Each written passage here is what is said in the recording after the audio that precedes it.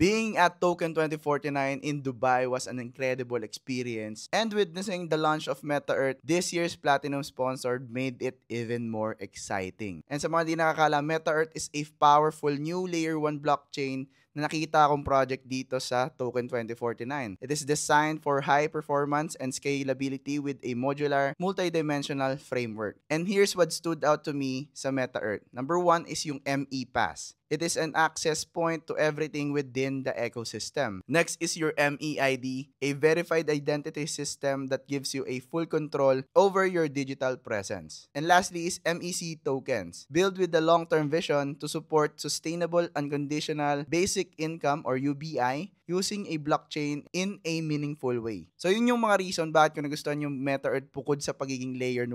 So if you want to explore it early, you can use my code right here, lalagay ko sa screen, RX4NXNHT when you sign up sa Meta Earth to unlock early access and exclusive rewards. And of course, follow nyo na din yung Meta Earth sa mga sockmeds nila to stay in the loop. This is just the beginning. Anyways, marami pa akong project na nakita dito sa Token 2049 na i-share ko sa inyo. See you guys next video. Love you all. Peace. Bye-bye.